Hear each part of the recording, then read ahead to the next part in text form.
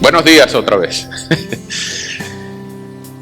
Hay mucho que hablar hoy, así que vamos a buscar de una vez en nuestras Biblias el libro de Esther.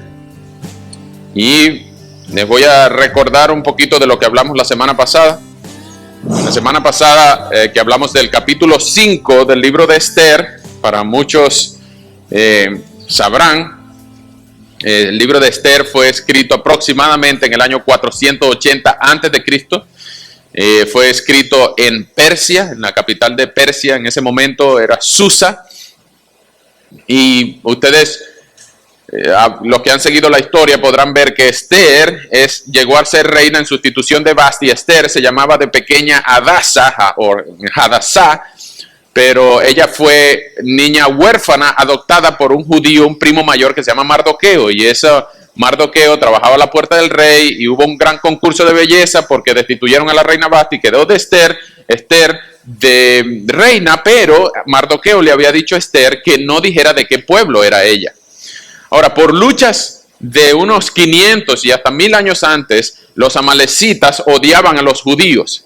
Y por la coincidencia, ya vamos a hablar del contraste de la coincidencia y la providencia. Por la providencia de Dios, Mardoqueo era descendiente de los judíos, pero específicamente de Cis, era descendiente de Cis. Ese mismo Cis era el papá de Saúl.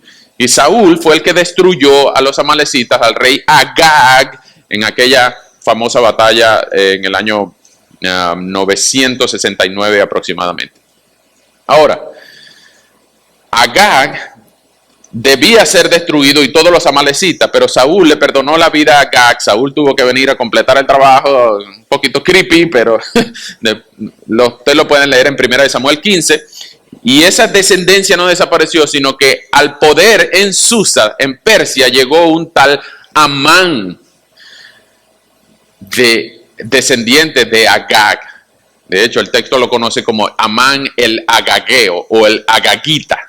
¿Okay? Entonces, esa lucha entre judíos y amalecitas con la descendencia de Agag y la descendencia de Cis se encontraron en el palacio real de Persia. Y ahora Amán era el super viceministro, el vicepresidente, el primer ministro de Persia, y ahora todo el mundo tenía que adorarlo cuando él pasaba, tenía que arrodillarse y tenía que brindarle una reverencia. Pero Mardoqueo no lo hacía, así que Amán lo llenaba de ira, y eso lo pueden ver en el capítulo 5 que hablamos la semana pasada. Se llenó de ira Amán porque Mardoqueo no se inclinaba ante él. Entonces lo que él hizo es dictar un decreto para la extinción de todos los judíos. Y ahora Esther, que Mardoqueo le dice, mira, intercede ante el rey porque nos van a destruir, nos van a extinguir. Y entonces convocaron un ayuno, y en 3 días Esther intercede ante el rey y le dice, ok, Esther, ¿cuál es tu petición? Y Esther le dice que vayas a un banquete. Y en el banquete, en el primer banquete, fue lo que vimos la semana pasada, Esther le dice a el rey y a Amán, mira, ok, ¿cuál es tu petición ahora? Bueno, dice Esther, mi petición es que vengan mañana a un banquete. Y estamos exactamente, este capítulo 6 ocurre exactamente entre el primer banquete y el segundo banquete que Esther convidó al rey Asuero y a Amán. Exactamente entre los dos banquetes, 24 horas, estamos en esas 24 horas. Ahora, cuando Esther le dice al rey, yo quiero que vengan mañana, y el rey dice, pero bueno, pero ¿por qué tanto misterio? Y dice, bueno, mañana te digo. Recuerden, en el capítulo 5, el rey no había llamado a Esther durante un mes completo. Y el rey nunca dormía solo. Muy probablemente la relación entre rey y reina no estaba muy bien que se diga. Pero Amán se creía el súper todopoderoso y mandó a hacer una horca de más o menos el tamaño de la torre de esta iglesia. Cuando ustedes vengan y se estén acercando a este lugar, ustedes van a ver una torre de 35 metros. Y la horca que Amán mandó a hacer medía 20 metros de altura o 75 pies de altura. Y ustedes van a ver que esa horca es escandalosamente alta, justamente para que cuando Amán supuestamente colgara a Mardoqueo, todo el mundo lo viera crucificado, empalado, asesinado por el malvado Amán. Pero, capítulo 6, versículo 1, esa noche, aquella misma noche, se le fue el sueño al rey. Aquella misma noche se le fue el sueño al rey. Y pidió que le llevaran el libro de las memorias y las crónicas y que se las leyeran. Y se encontró entonces escrito que Mardoqueo había denunciado el complot de Bigtán y Teres, dos de los eunucos y reyes del rey y guardianes de la puerta, que habían hecho planes en contra de Asuero. Se lo van a encontrar en el capítulo 2, versículos 21 y 22. Y el rey preguntó, ¿qué honra o qué distinción se le hizo a Mardoqueo por este servicio? Y los servidores del rey y sus oficiales respondieron, no se le ha hecho ninguna distinción. En eso dijo el rey, ¿quién anda en el patio? Amán había venido al patio exterior de la casa real, pues quería hablar con el rey para pedirle que mandara a colgar a Mardoqueo en la horca que ya le tenía preparada. Y los servidores del rey le respondieron, es Amán, que está en el patio. Y el rey ordenó, háganlo pasar. Y Amán entró y el rey le dijo, ¿qué debe hacerse con el hombre a quien el rey desea honrar? Y Amán pensó, ¿a quién más puede el rey querer honrar sino a mí? Así que le respondió, para el varón a quien el rey desea honrar, debe traerse el vestido real que el rey porta, el caballo que el rey cabalga y la corona real que el rey lleva en su cabeza.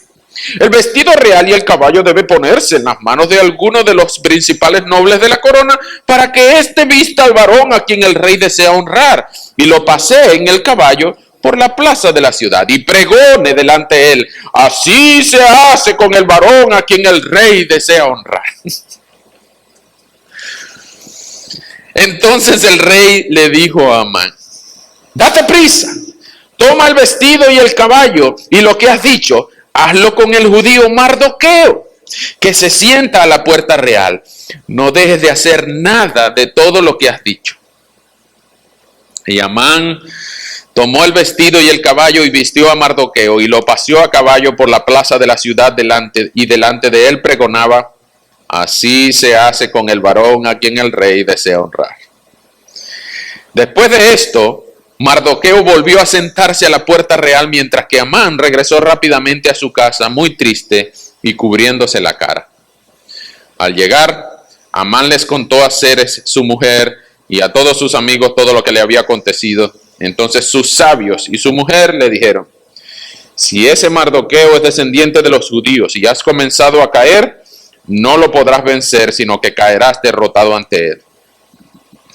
Todavía estaban ellos hablando con Amán cuando los eunucos del rey llegaron deprisa para llevarlo al banquete que Esther había preparado. Wow. Vamos a orar. Señor, muchas gracias por tu palabra. Este es un texto irónico. Es un texto y hasta una sátira de novela se puede sacar de este texto. Pero entendemos, Señor, que hay 3 siervos aquí implicados. Y por eso rogamos que tú nos ayudes en esta mañana a ver tu voluntad soberana, a ver tu providencia, a ver tu plan ejecutado. Y a saber, Señor, que tú no escatimas esfuerzos para revertir cualquier situación contraria a cualquiera de tus hijos, con tal de darle gloria a tu nombre y la bendición a tu pueblo. Por eso rogamos, Señor, que en esta misma mañana nos edifiques a la luz de tu palabra. Si alguien ama el pecado, por favor, confróntalo con la santidad de tu Hijo Jesucristo. Pero que si alguien te ama, Señor, salga hoy amándote un poquito más, conociéndote un poquito más y entendiendo el valor de la providencia de nuestro Señor. Por favor, Señor, edifícanos. En el nombre de Jesús. Amén. Bien, mucho que hablar y mucho de qué reírse también, porque este es uno de esos, quizás el pasaje más cómico de la Biblia, donde podemos ver que alguien planifica algo y le sale mal. Un malvado planea una maldad con malicia, pero entonces la maldad le cae a él. Y eso no es nada más y nada menos que por arrogancia. ¿Okay? Pero vamos a notar que en este texto hay 3 siervos implicados. 3 siervos implicados. ¿Ok? Pero vamos a ver que al final es una sombra, según Colosenses, es una sombra de lo que algún día iba a pasar, un mejor siervo que iba a venir, el mejor siervo que es Jesucristo. Y vamos a notar en el texto cómo el texto prefigura a un mejor siervo. ¿Ok? Lo primero que vamos a ver es a Amán. Amán es el siervo, era el segundo a bordo, pero es el siervo que quería ser rey. El siervo que quería ser rey. Él tiene 3 características en ese pasaje. Vamos a ver su malicia en el versículo 4.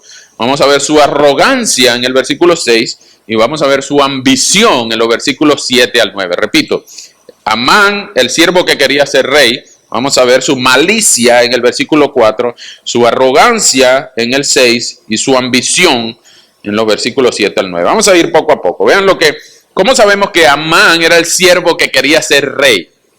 Bueno, primero porque él no es ningún santico. Él de los capítulos anteriores, él llega al poder por conspiraciones y por maldades. Y él llega en el capítulo 13, nos presenta sin motivo alguno, el rey encumbró a Amán el agageo. Entonces, Amán llegó al poder no por ningún mérito, por estar allí, sino por conspiraciones y por maldades. Ahora, esto que él está planeando contra los judíos, la extinción de los judíos en el 13 del mes de Adar, según el versículo 3:13, él está planeando la extinción de todos los judíos. Hitler es un bebé de pecho comparado con Amán. Amán está tratando de extinguir al menos a 17 millones de personas que calculan los expertos que era el pueblo judío en ese momento en todas las regiones entre la India y Etiopía. Lo que dice el versículo 1:2, que el imperio de Amán se extendía de India hasta Etiopía. En todo ese contexto, lo que es hoy el Oriente Medio y parte de India, se consideraba que había 17 millones de judíos y el decreto de Amán, sellado con el anillo del rey, implicaba la extinción en masa de no 6 millones de judíos como hizo Hitler en la Segunda Guerra Mundial, a mitad del siglo pasado, no, 17 millones de judíos en un solo día. Esto es una extinción masiva, se llama una limpieza étnica, que no quede ninguno de esas razas, es racismo del peor estilo. Entonces, Amán, con su malicia, en el versículo 4 del capítulo 6, dice: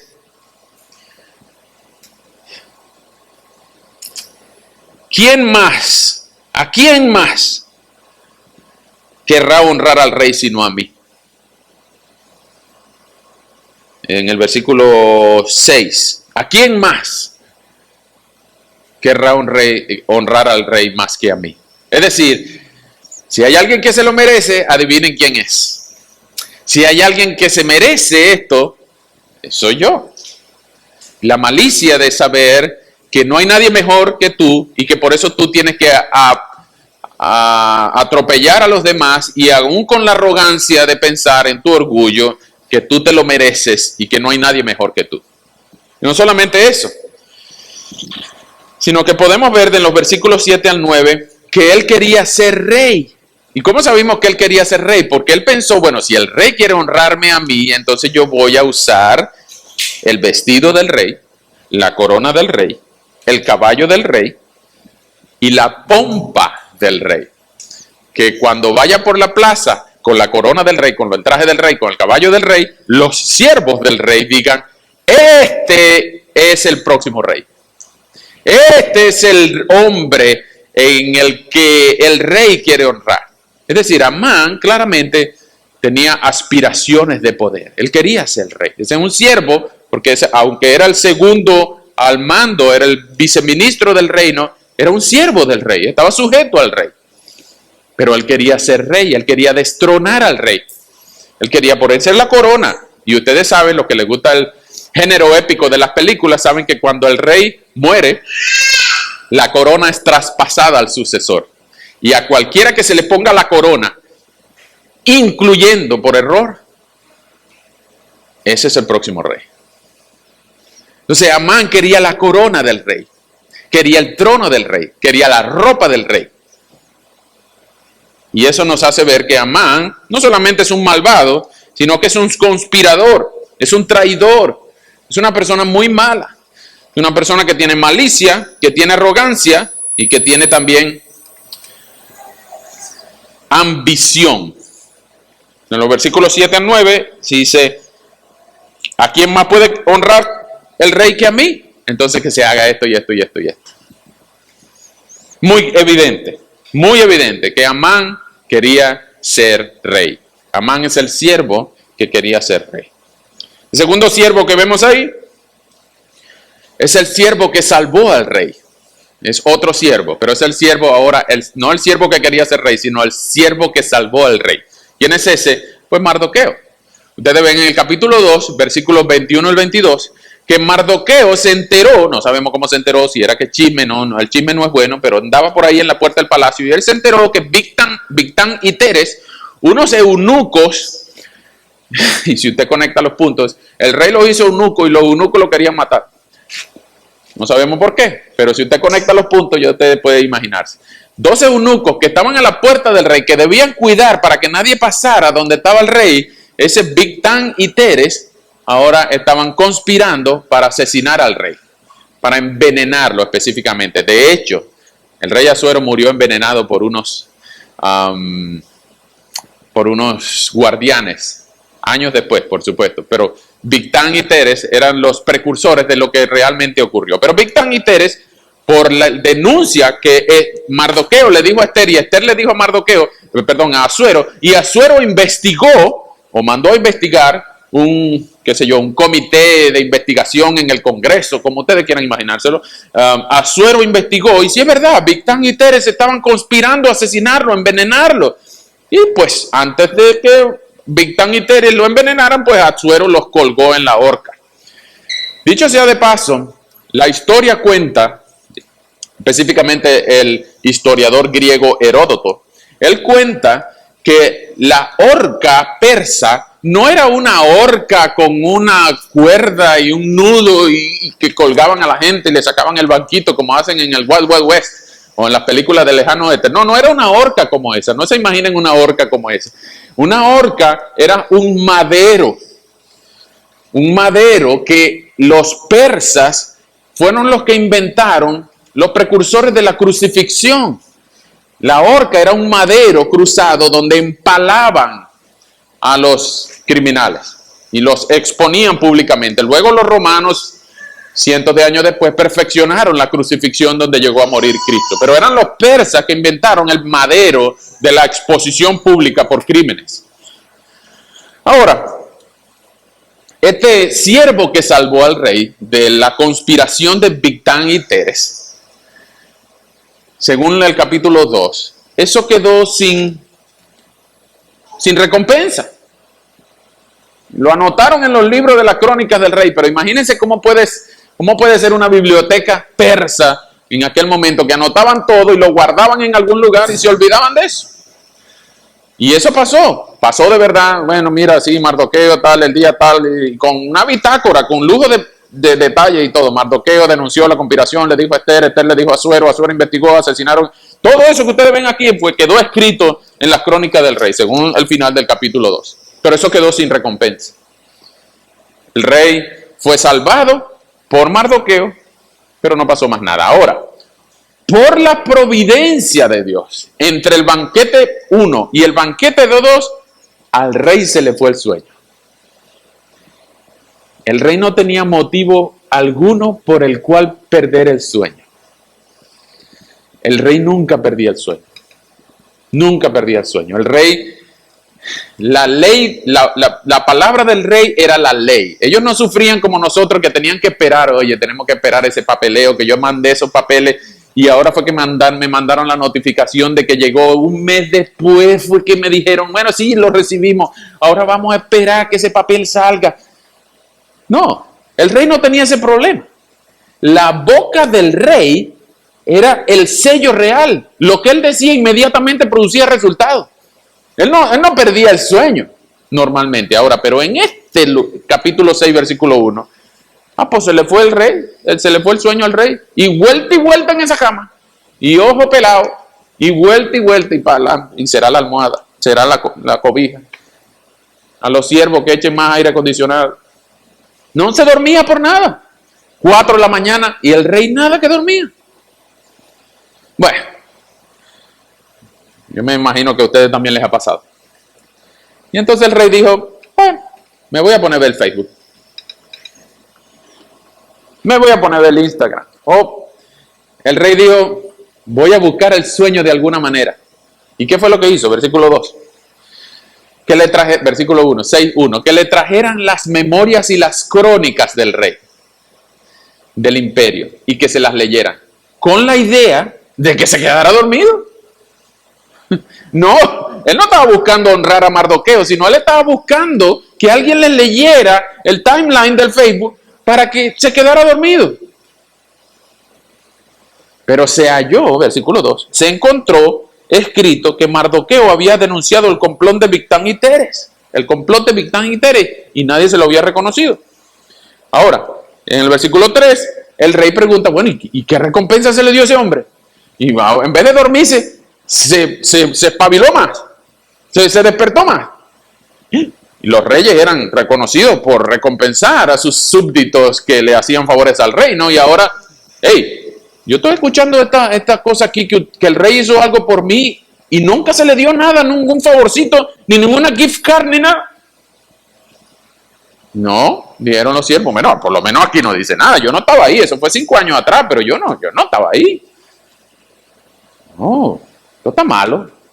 Y el rey amanecido llega por casualidad, Amán, al patio, y el rey le dice lo que dice la historia. Pero vemos que en el desarrollo del capítulo hay una recompensa para Mardoqueo. Y en este siervo que salvó al rey de una muerte envenenada, Dios mismo en su providencia le quitó el sueño al rey, le puso exactamente el librito a los siervos del rey para que se lo leyeran, y le leyeron exactamente la historia de Mardoqueo. ¿No le parece mucha coincidencia? Pues eso no es coincidencia, eso es providencia. Porque recuerden que estamos entre el primer y el segundo banquete, donde Amán está planificando en 11 meses la extinción de todo judío, niño, chiquito, varón, hembra, gordo, flaco. Todos los judíos iban a morir el 13 del mes de Adar. Ahora, entre el primer y segundo banquete, por coincidencia, no, providencia, no por coincidencia, se le fue el sueño al rey, le pusieron el libro, por providencia también le leyeron la historia de Mardoqueo, y por providencia el rey también se despertó y dijo, hay que recompensar a este hombre. Entonces en la mañana fue lo que hizo. Ahora, Dios fue el que sacó del anonimato a Mardoqueo. No el rey. Fue Dios, con su providencia, que sacó del anonimato al reconocimiento a Mardoqueo. Fue Dios quien quitó la vergüenza de Mardoqueo, así como dicen los salmos, como dice, por ejemplo, la esposa de José, Raquel, al dar a luz a su primer hijo, José, ella era estéril, y Dios dice, Dios ha quitado mi vergüenza. Dios me ha sacado del anonimato. Dios me ha dado un hijo. En aquellos días, la esterilidad era una vergüenza. Era una manera como la gente, sobre todo las mujeres, se burlaban de las mujeres estériles. Y de hombres también. Pero Dios quita la vergüenza de sus hijos. No son tus hijos quien te da tu identidad. Es tu Dios que te da la identidad. No es tu trabajo que te da la identidad. Es Dios, tu posición en Cristo, que te da tu identidad. No es tu dinero, tu estatus social. No es tu ciudadanía, tu estatus civil. No es eso que te da tu identidad. Tú eres quien eres en Cristo, y eso no va a cambiar nunca. Tu estatus civil, tu cantidad de hijos, tu cantidad de dinero, tu visa, tu green card, tu ciudadanía. Eso puede cambiar, pero tu posición en Cristo nunca va a cambiar. Ahora, Dios fue que sacó del anonimato al reconocimiento a Mardoqueo, pero también lo sacó de la vergüenza a la honra. Dios cambió la vergüenza de Mardoqueo para que ahora, por la ambición de Amán, se le reconociera algo de lo que Mardoqueo había hecho 5 años atrás. Ustedes se imaginan que tú hagas algo por el presidente y a ti no te lo reconozcan. Que tú le salves la vida en un tiroteo y tú te metas entre la bala y el presidente en cámara lenta. Y tú caigas y el presidente diga, ok, gracias, like. Y no te den ni siquiera una gift card. Pues eso es lo que había pasado. Pero fue Dios que sacó de la vergüenza de Mardoqueo, porque ahora Mardoqueo había pasado días de lamento, silicio, pueden leer el capítulo 4, lamento, silicio y de rasgarse sus vestiduras, porque él estaba bajo la vergüenza de la amenaza del decreto de Amán. Y él estaba bajo la amenaza de la extinción. Él estaba amenazado de muerte. Imagínense, quien debía perder el sueño debió haber sido Mardoqueo, no el rey. Porque Mardoqueo lo habían llamado para decirle, te quedan 11 meses de vida. Mardoqueo es el que debía haber perdido el sueño. Pero Dios lo sacó del anonimato al reconocimiento y de la vergüenza a la honra, porque Él es el rey que había salvado al rey en ese momento. Él es el siervo, que había salvado al rey. No solamente eso, sino que ustedes van a ver en el capítulo siguiente, que no se los voy a contar para que vengan la semana que viene, que Dios también lo libró de la muerte.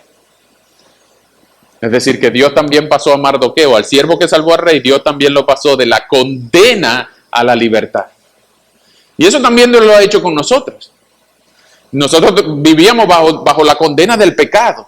Pero para los que estamos en Cristo, para los que el Señor nos ha salvado por gracia mediante fe, para los que el Señor nos ha sellado con su Espíritu, pues ya no vivimos bajo la amenaza de la muerte, bajo el dictamen, la sentencia de la condenación eterna. No, ya nosotros vivimos en libertad. Dios nos ha pasado de la condenación a la libertad, no libertinaje, libertad. Podemos vivir libres en Cristo. Ya no somos condenados. Uno dice Romanos 8 que no hay condenación para los que están en Cristo Jesús. Ya no hay condenación.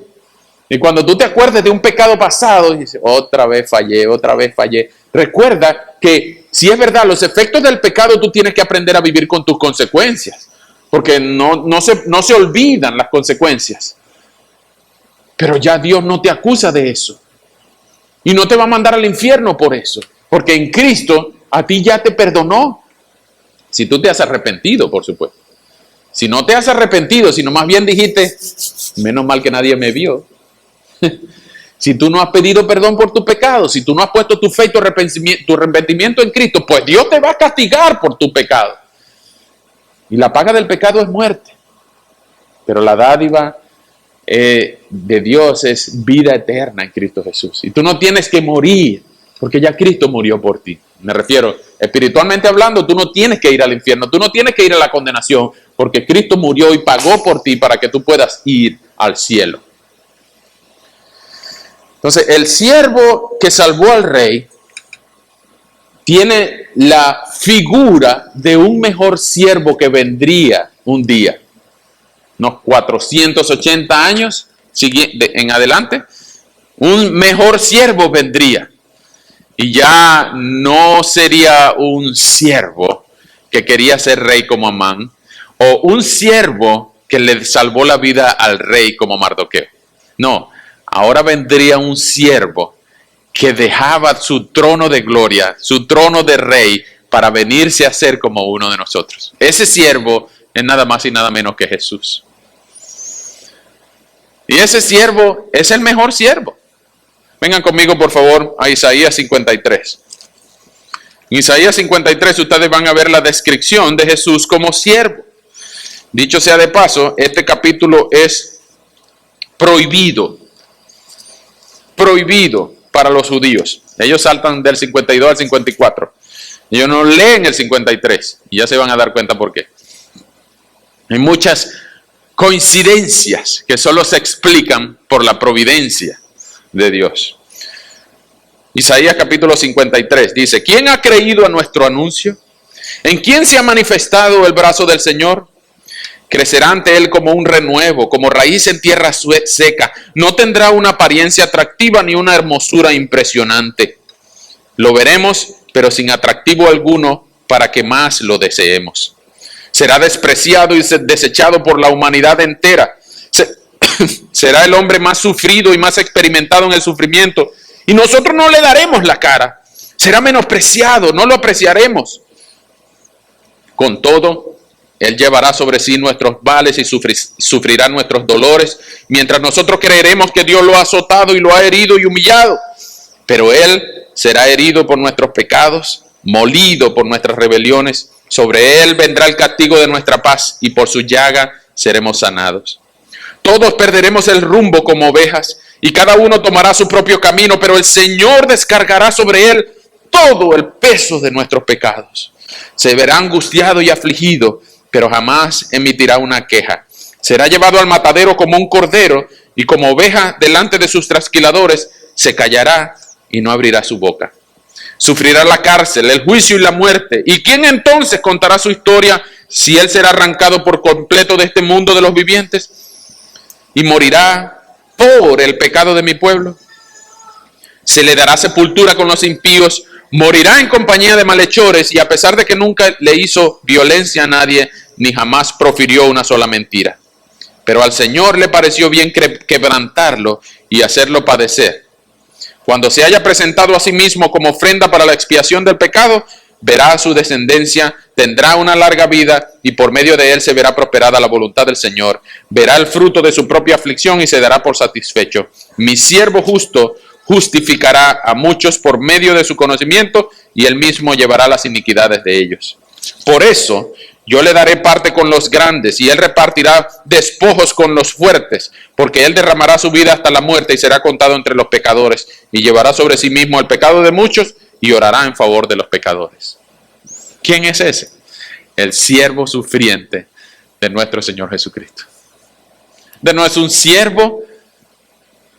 un siervo que quería ser rey. Él era rey ya.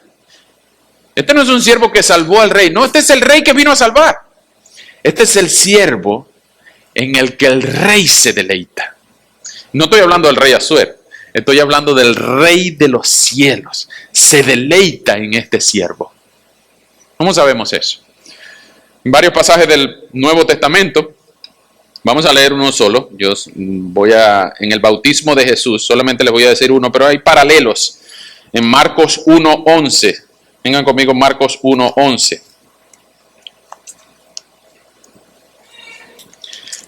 Los paralelos son Lucas 3:22 y Mateo 3:17. Pero ustedes ven que en el bautismo de Jesús,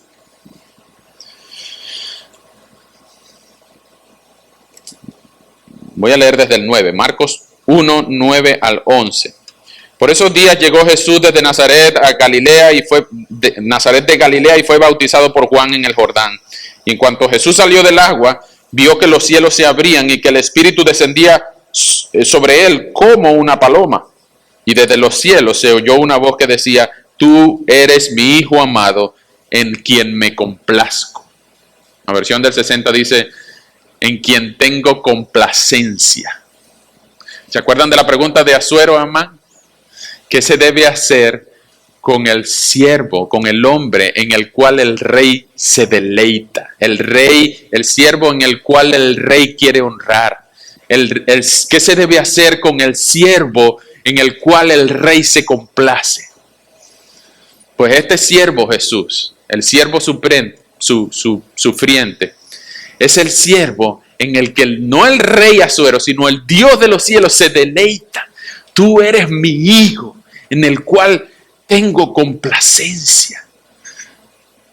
Es decir, cuando Jesús ve al cielo, los ojos del Padre están y la cara del Padre sonriente porque Él ve a su Hijo y lo ama con un amor eterno.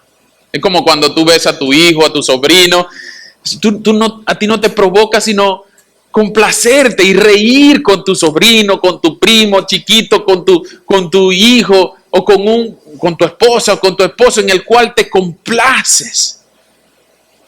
No es esa esposa o esposo fastidioso que lo que provoca es emoticones de... Ya está llamando otra vez. ¿Aló? O no es ese esposo o ese amigo fastidioso que cuando llega donde estamos aquí reunidos, ahí viene, mejor no, cállate, no siga hablando que ahí viene fulanito. No, este es el siervo en el que el rey se deleita. Este no es el siervo en el que Amán quería montarse en el caballo, la corona, los trapos del rey. No, este es el rey, este es el siervo en el que el rey quisiera darle todo, hasta la mitad del reino que le ofreció a Esther. Este es el rey, este es el siervo en el que el Dios de los cielos se deleita. ¿Estás tú deleitándote en este siervo en el que Dios se deleita? En el cual tengo complacencia. Otro día en el monte Hermón, con los 3 discípulos del círculo íntimo de Jesús, Pedro, Jacobo y Juan, la misma voz del cielo dijo: este es mi hijo amado, a él oíd. Oigan, obedezcan, háganle caso. Porque yo me deleito en Él. Dios se deleita en Jesucristo.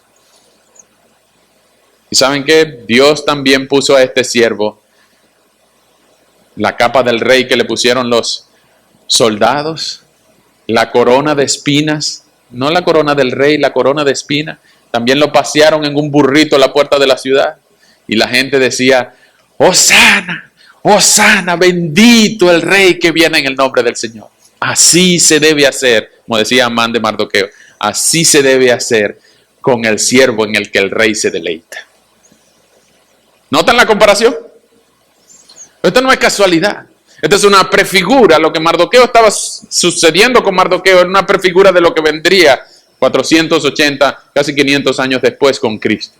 Este es un rey que estaba premiando a un supuesto siervo que le salvó la vida, pero después vendría un siervo que iba a ser la salvación de su pueblo. Porque Dios en su providencia así lo quiso. ¿Cómo sabemos eso? Porque fue por providencia, no por coincidencia. Coincidencia es la palabra mundana para decir pues, casualidad. Coincidencia, casualidad es un vocabulario mundano. Para nosotros, los cristianos, no creemos en la casualidad, en los accidentes, en las tragedias. Nosotros creemos en la providencia de Dios. Nosotros creemos que Dios todo lo obra para bien. Para los cristianos no hay tragedia posible. Porque dice Romanos 8, que todas las cosas nos ayudan a bien, incluyendo aquellas que no entendemos, incluyendo aquellas en las que no estamos de acuerdo. Dios obra todas las cosas para el bien de los que le aman. Entonces, tú puedes ver tu tragedia temporal como una situación en la cual Dios te está santificando a ti. Tú puedes ver las biopsias positivas, tú puedes ver las noticias desagradables, tú puedes ver toda afectación que cualquier ser humano intente contra ti, con la confianza de saber que no es una coincidencia que esto esté pasando. Es la providencia de Dios que te está haciendo pasar por eso, por algún acto de amor que Dios está trabajando contigo en tu vida. Vean conmigo a Gálatas 4:4. En Gálatas 4:4 vemos la providencia de Dios en acción. Cuando están hablando del propósito de la ley y por qué pasó lo que pasó y pensar que Dios lo permitió o Dios hizo esto o aquello, dice Gálatas 4:4, después de todos los argumentos, pero cuando se cumplió el tiempo señalado, Dios envió a su Hijo. Mira, cuando se cumplió el tiempo señalado, Dios envió a su Hijo, que nació de una mujer y sujeto a la ley, para que redimiera a los que estaban sujetos a la ley, a fin de que recibiéramos la adopción de hijos. Esto no es casualidad que el siervo sufriente de Isaías 53 viniera en un momento donde se encarnó a través de la Virgen María, y de que casualidad los romanos eran los que estaban mandando, y que casualidad murió en una cruz Todo eso fue fríamente calculado para que pudieran cumplirse las profecías, y a su debido tiempo Dios mandó a Jesús para que muriera por su pueblo. Esto no es casualidad, esto es causalidad, esto no es coincidencia, esto es providencia. Miren conmigo también a Hechos 2, 22 y 24. Hechos 2, 22 y 24, al 24.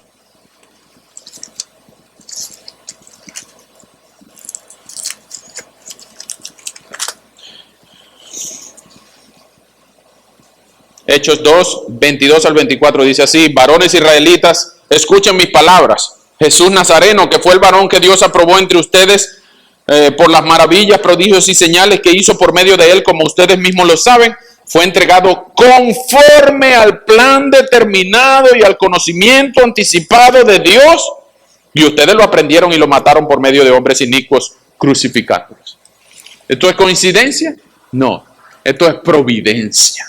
Entonces, cuando a ti te esté pasando algo malo, o mejor dicho, cuando a ti te esté pasando algo que tú pienses que es malo, pues lo primero que tienes que entender es que ninguna situación que te pueda estar pasando está lejos del alcance de Dios, lejos del control de Dios, lejos de la soberanía de Dios.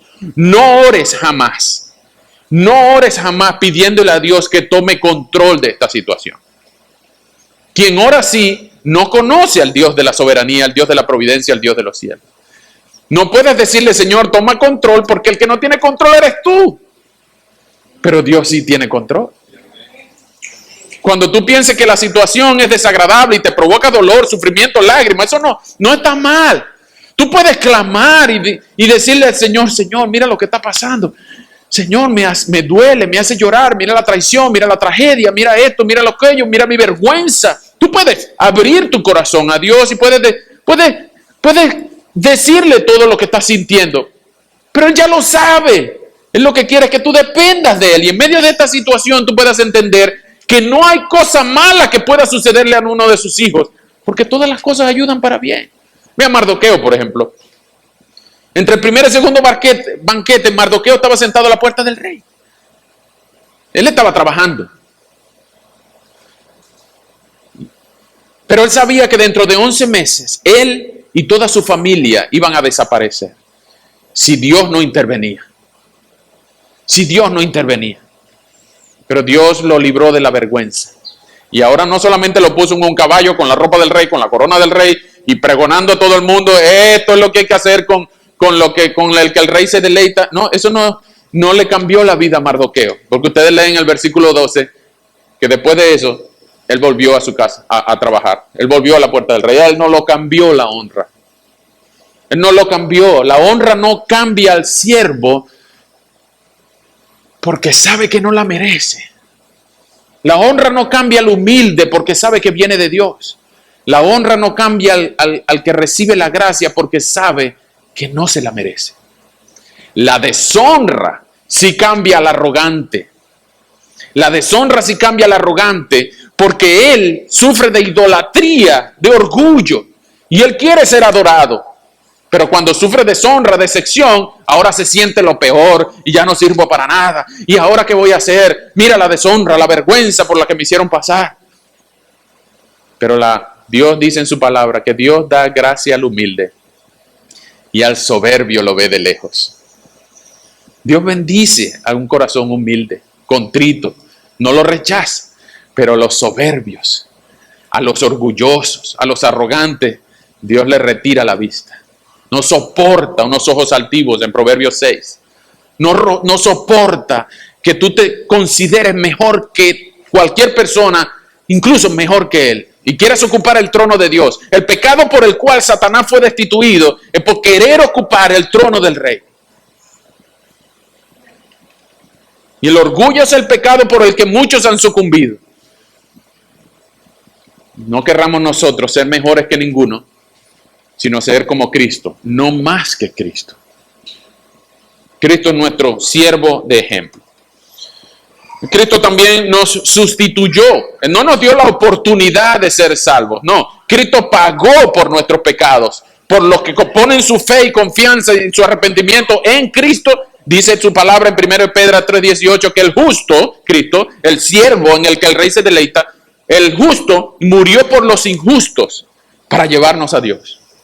Cristo no murió por todo el mundo, porque eso significaría una doctrina que se llama universalismo. Si Cristo murió por todo el mundo y la doctrina católica es verdad de que todos somos hijos de Dios, pues entonces el infierno estará vacío. ¿Para qué murió Cristo?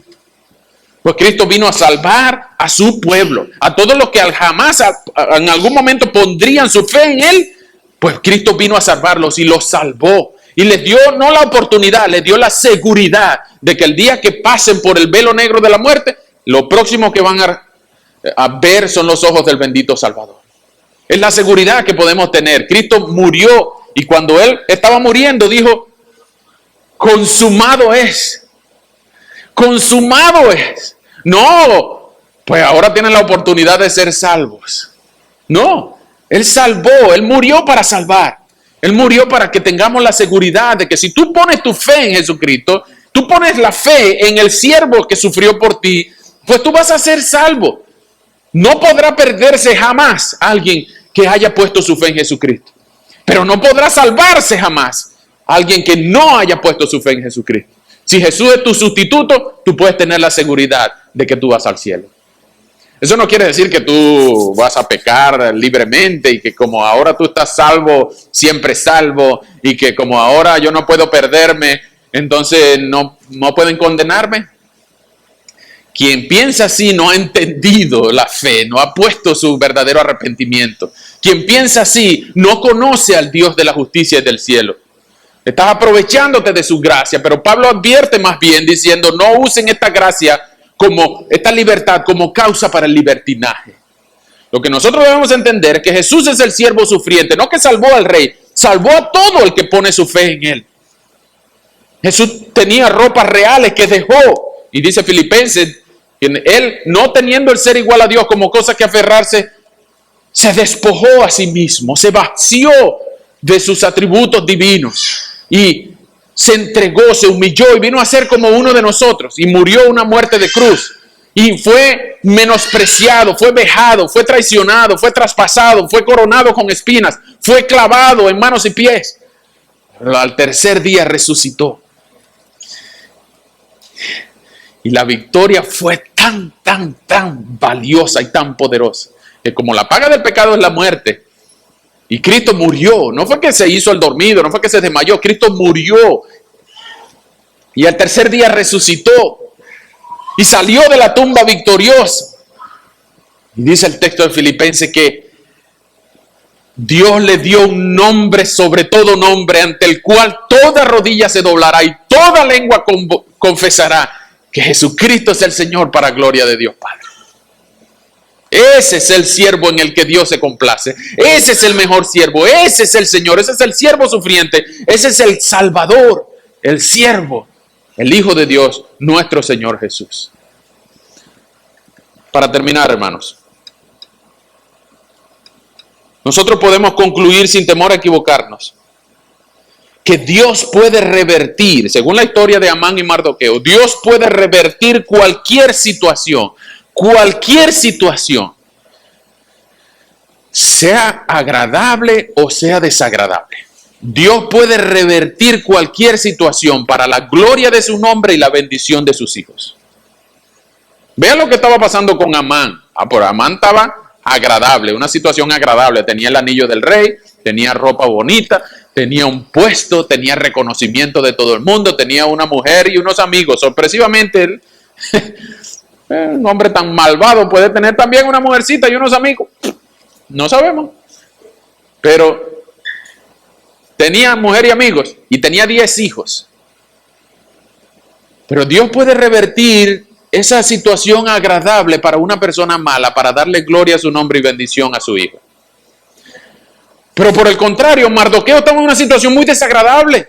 Mardoqueo estaba en una situación en la que él estaba en la vergüenza, en la ansiedad de saber que tenía 11 meses de vida. Si Dios no intervenía en el 13 del mes de Adar, todo él y todos los que son de su misma raza iban a morir. Él es el que debía perder el sueño. Es una situación muy desagradable, pero Dios la revirtió. Y en un giro cómico, tragicómico de la historia, la honra que Amán quería se la dieron a Mardoqueo. Pues Dios puede revertir cualquier situación agradable o desagradable para la gloria de su nombre y la bendición de sus hijos. Entonces, tú puedes ver en algún momento de tu vida pasada. Si tú pudieras ver tu vida con los ojos cerrados y el retrovisor donde ves tu vida pasada, tú pudieras reconocer algún momento donde Dios ha cambiado una situación desagradable para bendecirte. Tú puedes ver en algún momento de tu pasado donde Dios cambió una cosa de manera radical. Y tú pensabas que iba por aquí, iba a terminar allá, pero no, Dios la cambió. O Dios también pudo haberte hecho pasar por la vergüenza de la exposición pública de tu pecado. Tú estabas disfrutando, pero Dios te avergonzó. De alguna manera, todas las cosas salen a la luz. Y Dios cambió tu disfrute en vergüenza. O al revés, Dios cambió tu vergüenza en disfrute. Tú puedes ver eso en el pasado. Tú puedes ver eso en algún momento de tu vida en la que Dios ha intervenido así. O quizás en el presente. Tú te puedes imaginar cuál es la situación más desagradable que tú puedas tener actualmente. Y cuando yo estoy diciendo esta palabra, yo mismo me estoy imaginando algo por lo que yo estoy pasando, pero tú en tu situación particular, que yo no lo sé, pero Dios sí lo sabe. Por la historia de Amán y Mardoqueo podemos estar seguros que el Dios de la providencia no se le sale nada de control. Él no está tan ocupado en los demás como para no ocuparse de ti. Él no está tan distraído como para pasarte a ti por alto. Él es tan soberano con Mardoqueo, Amán y Jesús como es contigo también. ¿Puede Dios cambiar tu situación desagradable? ¿Puede Dios cambiar tu pecado? Por supuesto que sí. Y eso nos da más fe para el futuro, para mañana, para una semana, para un mes, un año, una década, y hasta que Dios nos llame. No dudemos del control providencial de Dios. Confía más bien en que tu situación no se le ha escapado de las manos a Dios. Él es el Dios de la providencia. Él es el que no deja dormir a los reyes si es necesario.